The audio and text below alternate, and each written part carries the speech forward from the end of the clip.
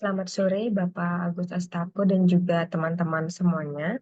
Di sini saya Nilufira Armilayani akan mempresentasikan materi saya yang berjudul Pengelolaan Saluran Pemasaran Terintegrasi atau materi yang nomor 7. Oke. Semoga slide saya sudah terlihat.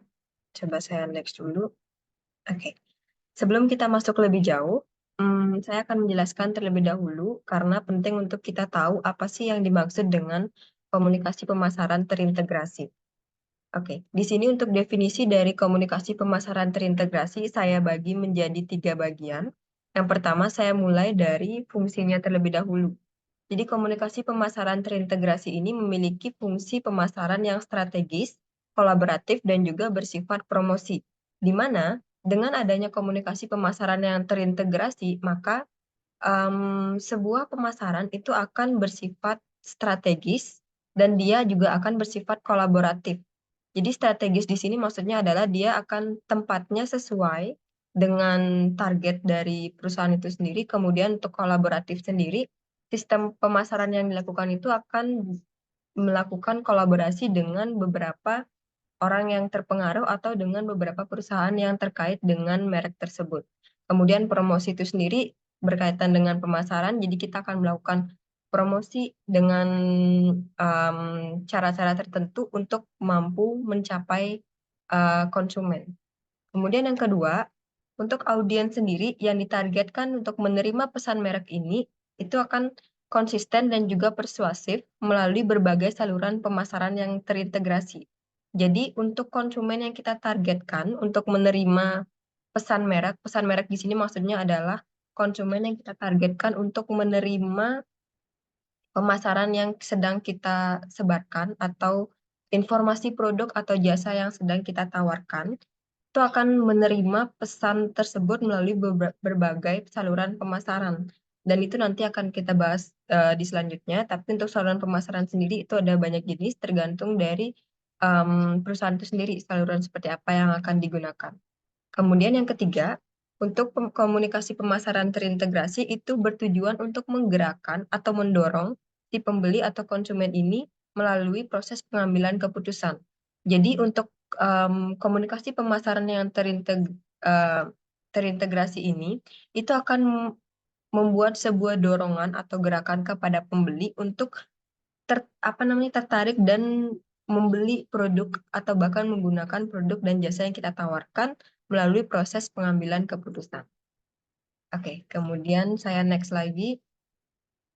Apa sih peran saluran pemasaran dalam manajemen pemasaran? Oke, jadi ada beberapa peran yang dimiliki oleh saluran pemasaran, terutama dalam berjalannya sebuah bisnis. Yang pertama adalah menggerakkan barang dari produsen ke konsumen. Menggerakkan barang dari produsen ke konsumen di sini maksudnya adalah sistem jual belinya. Jadi sebuah barang dari si produsen itu sendiri yang awalnya diproduksi itu akan dikirimkan ke konsumen atau dijual ke konsumen melalui saluran pemasaran ini sendiri. Jadi konsumen akan mengetahui ada produk atau jasa yang kita tawarkan.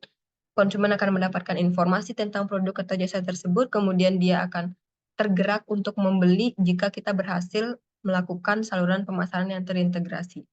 Kemudian yang kedua, saluran pemasaran itu akan mengatasi kesenjangan waktu, tempat, dan juga kepemilikan yang memisahkan barang dan jasa dari mereka yang memerlukan atau menginginkannya. Nah, maksudnya di sini adalah dengan adanya saluran pemasaran, misalnya ada seseorang yang sedang terpikirkan untuk membeli sesuatu, tapi dia kekurangan informasi, dia tidak mengetahui di mana dia bisa membeli produk tersebut, di mana dia bisa mendapatkan jasa yang dia inginkan. Nah, dengan adanya saluran pemasaran ini, maka bukan tidak mungkin informasi yang kita sampaikan itu bisa pas dengan apa yang diinginkan oleh konsumen itu sendiri. Sehingga jika konsumen sudah menerima informasi tentang produk atau jasa yang kita tawarkan dan mereka merasa ini sesuai dengan kebutuhan mereka saat itu, maka ini akan mengatasi kesenjangan waktu dan tempat bagi si konsumen ini untuk memiliki barang tersebut atau menggunakan jasa tersebut. Kemudian yang ketiga, dari segi fungsi fisik, hak milik promosi itu akan membentuk aliran aktivitas ke depan dari perusahaan kepada pelanggan. Jadi dengan adanya aktivitas jual beli terutama dari antara pelanggan dan juga si produsen ini, maka untuk ke depannya itu akan ada aktivitas-aktivitas lanjutan antara si perusahaan dan juga pelanggan itu sendiri. Dan ini akan membangun hubungan yang berkelanjutan. Oke, untuk selanjutnya kita akan menganalisis dulu tingkat output jasa yang diinginkan pelanggan. Jadi memberikan informasi tentang produk, sebelum kita melakukan sebuah pemasaran, ada beberapa hal yang harus kita analisis terlebih dahulu. Yang pertama mulai dari ukuran lot. Jadi ukuran lot ini sama seperti kuota pemesanan dan juga pembelian barang itu sendiri.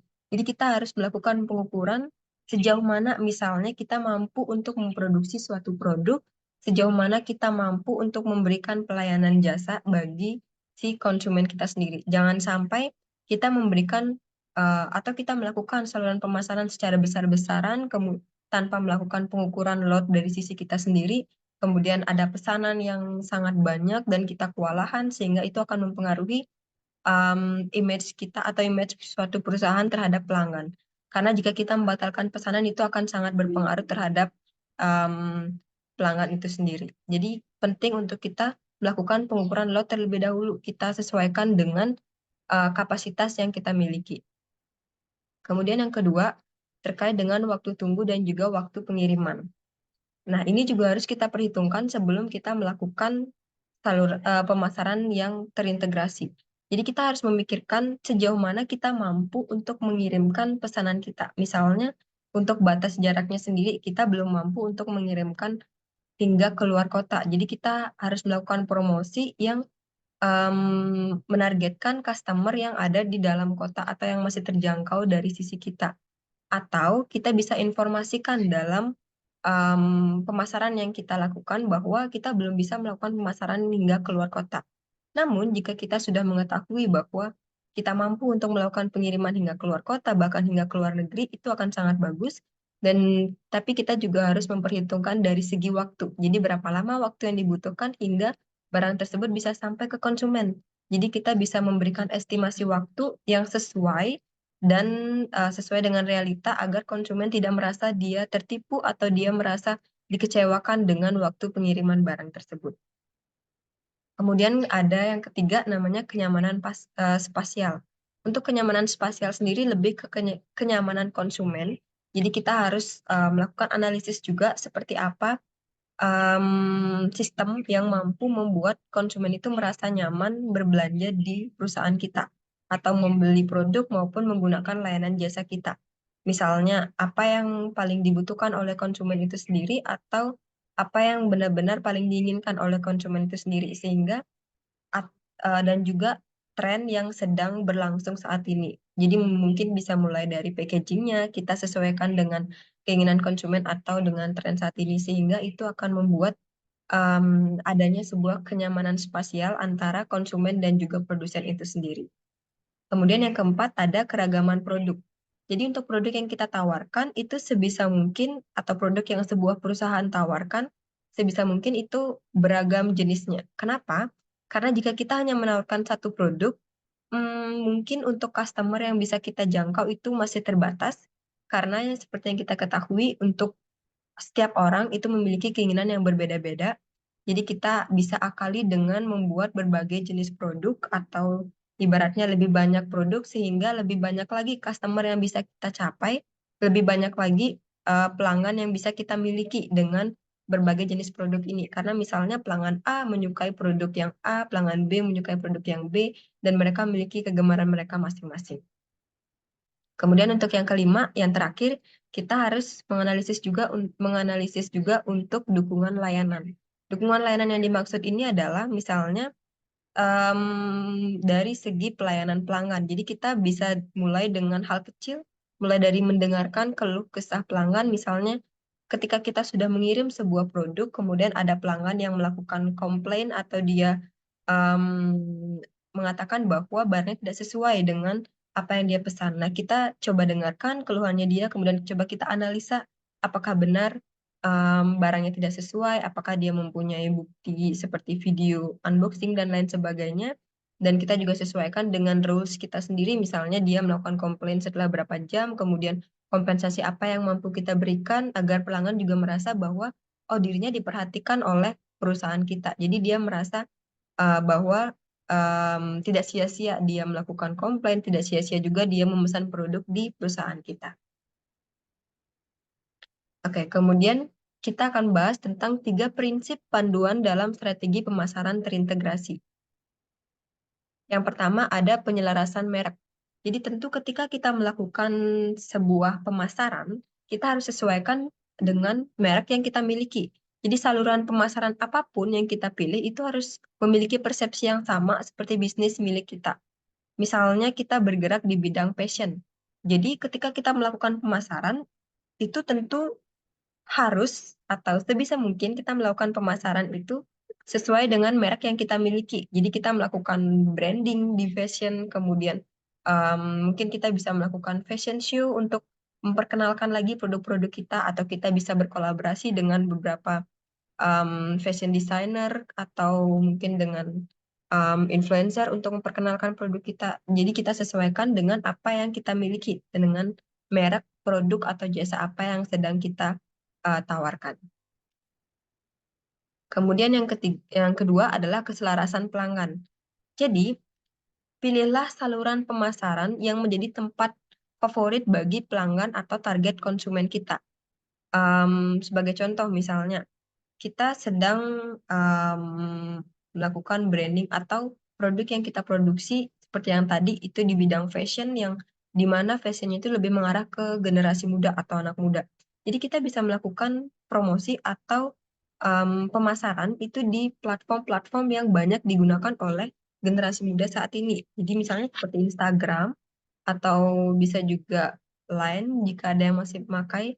Tapi kita bisa garis bawahi bahwa kita tidak melakukan pemasaran di Facebook. Kenapa? Karena Facebook lebih banyak digunakan oleh mungkin orang yang sudah bukan anak muda lagi, jadi akan lebih cocok jika kita melakukan pemasaran di Instagram atau YouTube juga bisa. Jadi berbagai platform yang sering digunakan oleh generasi muda. Sesuaikan dengan target customer kita sendiri. Jadi kita analisis dulu customer atau pelanggan seperti apa, target kita, rentangan usianya seperti apa, apakah dia anak-anak, apakah dia remaja, dewasa, atau bahkan orang tua. Dari sana kita bisa menyesuaikan tempat yang akan kita gunakan sebagai saluran pemasaran. Kemudian yang terakhir, yang ketiga, itu adalah penyelarasan anggaran. Tentu saja untuk melakukan sebuah pemasaran, kita memerlukan adanya anggaran. Jadi kita akan mengeluarkan beberapa biaya yang tentunya kita gunakan untuk promosi. Jadi penting untuk memilih saluran pemasaran yang sesuai dengan anggaran yang kita miliki. Mulai dari mungkin cetak koran nasional, media sosial, maaf, kemudian radio hingga iklan TV. Dan semua media tersebut tentu memerlukan budget yang berbeda-beda. Jadi kita bisa sesuaikan apakah target kita misalnya customer orang tua. Jadi kebanyakan orang tua mungkin menonton televisi. Coba kita sesuaikan apakah anggaran kita sudah mencukupi untuk kita melakukan iklan di TV, atau apakah kita hanya perlu melakukan menaruh iklan di koran, atau jika kita targetnya anak muda, apakah kita anggaran yang kita miliki atau anggaran perusahaan yang dimiliki sudah cukup untuk melakukan kolaborasi dengan beberapa influencer atau bahkan memasang iklan bersponsor di media sosial seperti Instagram. Oke. Kemudian kita lanjut ke langkah-langkah untuk membangun komunikasi pemasaran terintegrasi yang efektif. Jadi apa saja yang harus kita lakukan? Yang pertama, kita harus identifikasi metode komunikasi pemasaran yang berbeda. Jadi jika saat ini kita lihat ada banyak cara pemasaran yang dilakukan oleh beberapa perusahaan, nah kita bisa mencoba berinovasi untuk melakukan metode komunikasi pemasaran yang berbeda, atau mencoba metode komunikasi yang berbeda dengan pelanggan. Yang penting kita bisa menjangkau pelanggan kita. Misalnya kita bisa mulai dengan melakukan telepon misalnya ke pelanggan yang sudah loyal ke kita, atau ke pelanggan baru yang kita dapatkan datanya dari cara lain. kemudian kita tawarkan berbagai produk kita tawarkan berbagai jasa kita dengan cara yang sopan sehingga dia betah juga untuk mendengarkannya. Atau bisa juga kita berkomunikasi dengan pelanggan melalui promosi yang tadi melalui media sosial, atau kita bisa menyebarkan berbagai form yang bisa kita selipkan berbagai informasi tentang produk dan juga jasa kita, kemudian si pengisi formnya bisa mengisi data diri yang kemudian bisa kita gunakan juga untuk menganalisis kebutuhan mereka seperti apa. Kemudian yang kedua, mengembangkan rencana komunikasi pemasaran. Jadi masih terkaitan dengan poin nomor satu, kita harus mengembangkan rencana komunikasi pemasaran kita. Jadi tidak hanya berpacu pada pemasaran yang sudah umum digunakan saat ini, kita bisa mencoba berbagai tren-tren baru yang saat ini sedang, misalnya sesuatu yang lagi viral, kita bisa selipkan beberapa konten di sana, atau kita juga bisa melakukan strategi yang lain, rencana komunikasi pemasaran yang lain, dan itu kita bisa mengembangkan ide-ide kreatifnya kita ya, agar kita bisa menjangkau customer dan si customer ini juga mau atau tertarik mendengarkan apa yang kita tawarkan ke mereka. Kemudian yang ketiga, memahami proses pengambilan keputusan pelanggan. Nah, ini juga sangat penting. Jadi selain kita mencoba untuk mendekati pelanggan dengan cara kita atau mencoba untuk berkomunikasi dengan mereka, kita juga sebisa mungkin atau berusaha untuk memahami bagaimana sih proses pengambilan keputusan dari pelanggan itu sendiri. Apakah dia berpikir dari segi harga, apakah dia mempertimbangkan dari segi kualitas, apakah dia mempertimbangkan dari segi kuantitas misalnya, banyaknya produk yang dia dapat atau seperti apa. Jadi dari sana kita bisa mempertimbangkan apakah kita bisa membuat harganya menjadi lebih murah atau kita bisa fokus pada kualitas dengan tidak mempertimbangkan harga, karena dari sisi konsumen juga mungkin tidak mempertimbangkan harga, mereka lebih mempertimbangkan kualitas, atau kita bisa lebih mempertimbangkan kuantitas atau jumlah produk yang bisa kita berikan dengan harga tertentu. Jadi itu kita harus analisa juga, dan dengan cara seperti itu kita bisa memberikan produk kita secara tepat kepada pelanggan dan juga pelanggan bisa merasa puas dengan apa yang kita tawarkan. Kemudian yang terakhir, yang nomor 4, terapkan rencana komunikasi pemasaran Anda. Atau misalnya kita membuat sebuah tren kita sendiri dari perusahaan itu. Misalnya kita bisa menemukan sebuah cara baru yang belum pernah digunakan oleh perusahaan lain atau pelaku bisnis lain dalam melakukan saluran pemasaran. Nah, kita bisa menerapkan rencana komunikasi tersebut agar mampu menarik konsumen bahwa oh, aku belum pernah melihat ada cara promosi seperti ini, dan kelihatannya juga produknya atau jasanya menarik, dan itu bisa sangat-sangat berpengaruh dalam mendapatkan customer baru. Jadi kita bisa menggunakan atau kita bisa membangun branding kita sendiri di sana.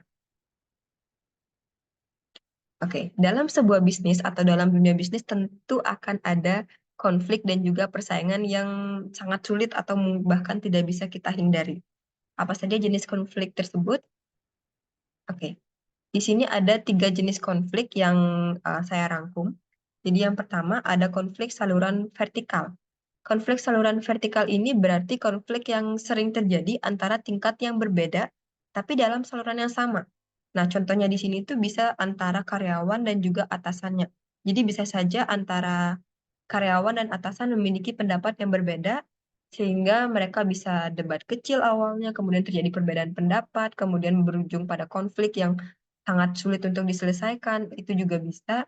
Atau bisa juga mungkin perdebatan antara ide promosi dan lain sebagainya, itu bisa menimbulkan konflik dalam perusahaan itu sendiri, tapi pada tingkat yang berbeda, jadi antara atasan dan juga karyawannya.